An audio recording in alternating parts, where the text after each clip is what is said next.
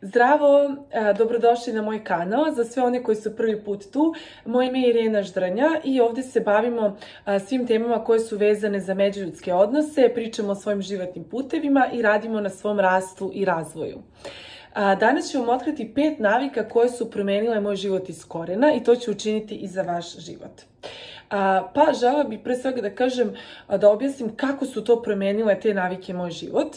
Naime, pre nekoliko godina bila sam osoba koja je bila puna nekih nesigurnosti, dakle nisam imala samopouzdanja, osjećala sam se vrlo često kao žrtva, kao da su meni dodeljene najlošije karte, kao da je sve nekako protiv mene. I imala sam loše životne navike, imala sam okruženje koje mi nije odgovaralo, koje me uglavnom povlačilo dole i sada se to potpuno promenilo. Sada sam osoba koja je, osamostalila sam se, imam mnogo više samopouzdanja, imam svoj biznis, dakle radim za sebe, radimo nešto što volim i u čemu mnogo uživam, što mi svakodnevno donosi radost. Okružena sam ljudima koji me vole, koji me poštuju, koji me podržavaju, koji me prihvataju i prosto se potpuno se promenilo moje okruženje i moj život, ali pre svega se promenilo moje okruženje iznutra i to je ono čemu su najviše doprinele upravo ove navike. Naravno, ima još dosta stvari koje su uticale na to je još dosta nekih navika i nekih promjena u načinu razmišljanja, ali sam ja to svela na ovih 5 kako bi vam bilo najlakše da ih zapamtite. Ja sam mi čak i dala imena kako biste ih memorisali i mogli da ih se podsjetite što lakše.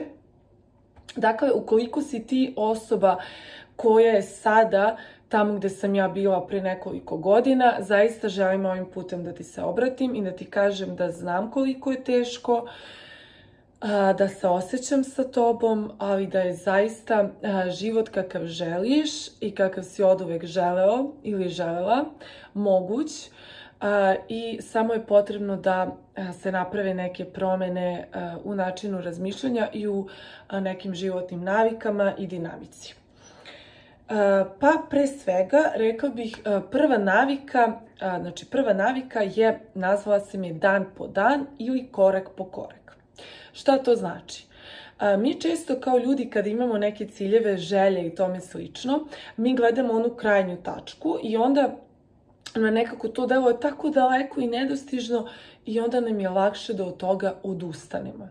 Ali, kod ove navike šta sam ja počela da radim? Počela sam da govorim sebi, ok, možda mi sada to trenutno deluje kao nešto nemoguće, ali ajde da probam danas. Šta je ono što ja mogu da uradim danas? To je ono dan po dan. Znači, ne gledam na široko, nego kažem, ok, danas bih možda mogla da, ako je, na primjer, moj cilj da budem uspešnija u svom poslu. Danas bih možda mogla da pozovem tog kolegu da ga pitam za savjet ili da kupim tu knjigu koja će mi pomoći u tome. Znači, idemo mali koraci. To je ono korak po korak. Ne morate da znate. Sad ću možda reći nešto što se neće mnogima svidjeti, ali ja sam kroz svoj život zaista primijetila da ne moram da znam tačno sve korake do cilja da bih dostigla taj neki cilj i ostvarila svoje želje. Ne, sasvim je dovoljno da znam za početak, znači da idem polako. Šta je ono prvo što ja moram da uradim da bih bila tamo gde želim da budem? Mali koraci. Nekad je to samo... Pa recimo danas bih možda mogla da odem u šetnju. Primećujem da sam nezadovoljna, da sam nervozna. Danas bih možda mogla da odem u šetnju i da malo razbistrim svoje misli kako bih sutra bila sposobnija za rad. Ukoliko je, na primjer, moja želja za efikasnošću na poslu bila, ako je to moj cilj, recimo. Dakle, ovo je nešto što je iz korena promenilo moj život i ja vam zaista savjetujem da to krenete da radite što pre i da onda ćete osjetiti kako i neka vrsta lakoće. Jer onda imate samo taj jedan neki mali cilj za taj dan i onda nekako vam to deluje kao da je lako i ostvarljivo i onda na kraju to zapravo i uradite. I onda kad uradite svakoga dana taj mali cilj, vi ste onda došli do vašeg cilja. I vremenom kako budete rešavali prvi mali cilj, vi ćete se onda, će vam dolaziti polako i ti drugi zadaci koje morate da obavite. Znači ne morate sada odmah vidjeti celu svoju mapu svog puta. Po meni bi to bilo krajnje dosadno, a zabava je jedan od mojih prioriteta, tako da ne želim da znam sada tačno šta i kako treba da se dešava. Dakle, to je taj prva navika. Onda druga navika, takođe, isto razmišljanje na nivou dana, što zaista, opet ponavljam, meni je promenilo život. Znači, šta je ono što kad ustanem svakoga jutra pomislim, šta je ono što danas mogu da uradim za svoj za svoju dušu i za svoje telo? Kada kažem na to mislim i za svoje misli i za svoje emocije. Znači, šta je ono što mogu da uradim za svoj Navike koje, svakodnevne navike na kraju čine naš život. Znači, zaista sve se računa, sve se gleda. Znači, šta je ono što mi radimo danas? Šta je ono danas što mogu da uradim? Mogu da čitam knjigu za svoju, mogu da radim neke intelektualne vežbe, mogu da im vodim neki intelektualni razgovor za svoje emocije, mogu da odem na psihoterapiju, mogu da meditiram, mogu da odem u crkvu ili šta god vas miruje, što vam pomaže da se vaš opusti i umiri.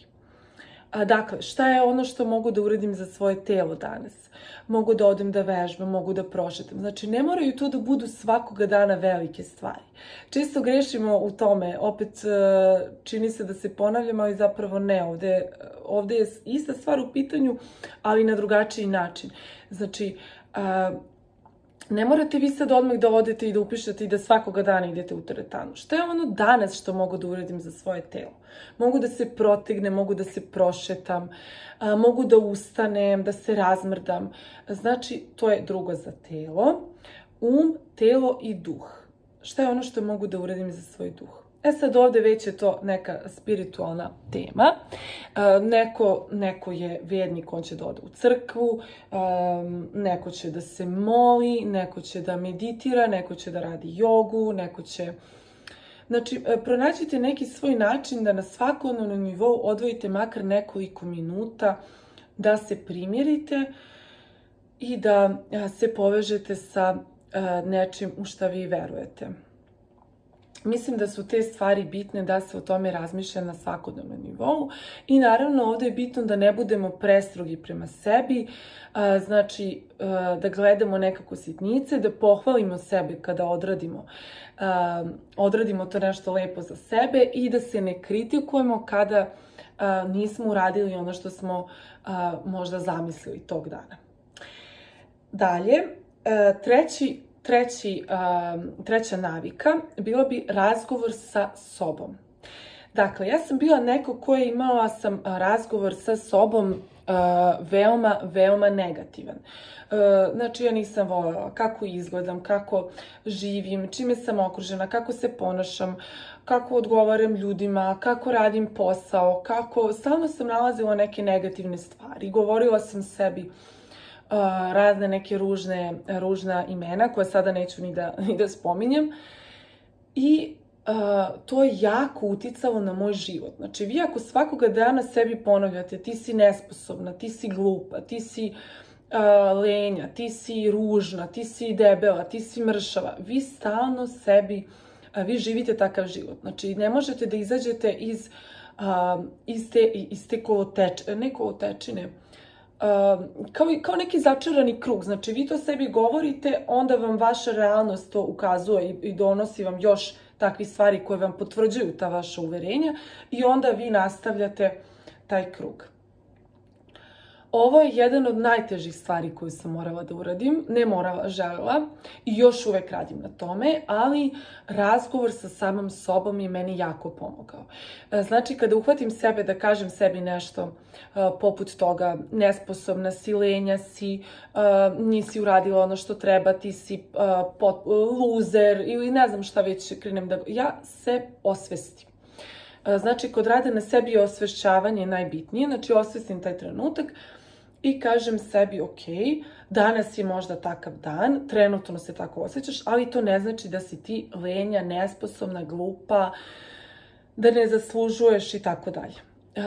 Ono što mi je još jedna stvar vezana za taj razgovor, znam da mnogima će ovo sada izgledati čudno i neće želiti da probaju tako nešto, ali meni je razgovor sa sobom u ogledalu jako pomogao. Ja već godinu dana, nije nekoliko minuta, to je 30 sekundi, bukvalno napravila sam na listi papira neke rečenice koje bih ja želela da su meni ljudi rekli, ili najčešće je to rečenice koje bismo voljeli da su nam naši roditelji govorili, jer smo mi ipak svi deca u telu odraslog čoveka i najčešće sve ono što se dešavalo do naše 7. godine, one rečenice koje su nam govorili roditelji, poput toga da smo nesposobni, lenji, glupi i tako dalje, ostaju nam u našem umu i mi kasnije to ponavljamo sebi. I onda je potrebno da potpuno promenimo taj razgovor sa sobom. Znači da promenimo, ja govorim sebi, znači, te rečenice u ogledalu i obraćam se sa ti. To je mnogo efektivnije nego ako govorimo ja. I vidjet ćete i zašto. Kada govorimo u drugom licu, mi mnogo češće upijamo te reči. Kad neko kaže ti si, to nam ostane upamćeno u glavi. Kada kažemo ja, to ima nekako blaži moment. Onog trenutka kada vi ispred ogledala govorite sebi sa ti, sve one rečenice koje ste želeli da čujete. Ti si tako vredna, ti zaslužuješ, ti si poštovana, ti si puna ljubavi i poverenja. Ti si neko koga drugi ljudi poštuju, u koga drugi ljudi imaju poverenja. Vi stvarate jedan divan odnos sa samim sobom i to će potpuno promeniti vaš život. Znači, evo, ja već godinu dana to radim i ne nameravam da prestanem. Mislim, prosto mislila sam da to iskoristim do nekog trenutka dokad kao ne budem ostvarila te neke ciljeve koje sam napisala na tom papiru, ali onda sam skapirala da se ja mnogo dobro osjećam kada to radim, da je to meni mnogo zabavno, da mi se sviđa nekako da imam te neki drugarski moment sa sobom, da se obratim sebi u toku dana i mislim da je to jako korisno i da bi svima bilo jako potrebno i da bi jako promenilo svima život.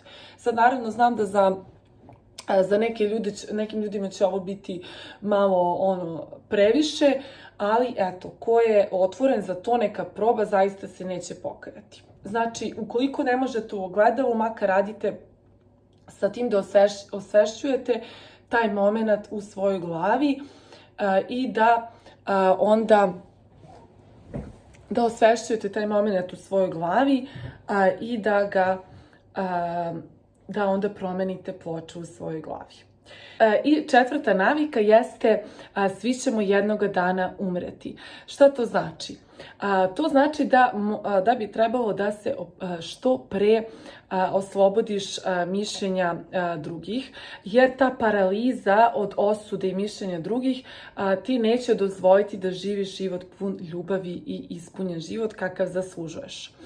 Ovo je zaista jako bitno i mene je to podsjećanje da, znači, izmeštanje iz te situacije u kojoj sam ja paralizovana jer se plašim osude drugih, gledam širu sliku i kažem sebi, ok, ali čekaj, mi ćemo svi jednoga dana umreti. Svi ljudi na ovoj planeti koji su sada živi će jednog dana kao i ja umreti. I ja ću umreti. I meni to zapravo nije nešto negativno jer mi pomaže da živim slobodan život sada, da se oslobodim mišljenja drugih. Jer da li zaista bitno. Život je tako kratak, trebamo biti slobodni, treba da ga živimo, da se zabavljamo, da kreiramo, a ne da smo u grču nekom i da stalno se patimo od toga šta će neko da kaže. A vrlo dobro znam kakav je osjećaj, jer sam jako patila od toga i imala sam konstantno neke maske da bi se svidela svima. I često sam bila nesigurna, želela sam da me ljudi vole, da me prihvate i od te tolike želje i opterećenosti time ja nisam bila dosledna sebi. Tako da je to jedna od velikih stvari na kojima sam radila i na koje sam jako ponosna i zaista bih voljela da i vi počnete da radite na tome, ako već niste, naravno. I 5. navika za kraj jeste poveruj da je to moguće. Zapravo smatram da je vera najbitnija za sve, a nekada je to teško jer nemamo u svom okruženju primere onoga što bismo mi želeli. I čini nam se jako nedostižno sve ono što želimo jer možda nam je okruženje potpuno drugačije od onoga što mi želimo. Ali u tom slučaju je dovoljno da imate malo vremena da ga posvetite, da se podsjetite ili da pokažete sebi sve primjere onih ljudi koji su tamo gdje vi želite da budete. Dakle, imate knjige, filmove, dokumentarne filmove, podcast, znači intervjue, a možete da slušate audio knjige dok se vozite. Znači da slušate priče svih onih ljudi koji su tamo gdje vi želite da budete. Meni je ovo jako pomoglo, jer nekada nemamo okruženje prijatelja i porodice koji su tamo gdje mi želimo da budemo i onda je potrebno da se podsjetimo samo na, to jest da se podsjetimo, da pokažemo sebi da je moguće i da su mnogi ljudi postigli sve ono što mi želimo.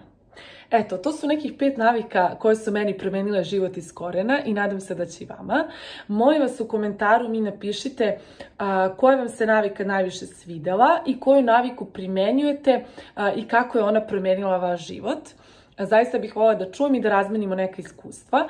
Također, ako želite da čujete kada bude izašao moj novi video, idite na subscribe, dakle pretplatite se i stisnite ono all, znači da vam stalno dolaze sve notifikacije kada izađu moji novi videi. Veliki pozdrav svima, vidimo se sljedeće srede.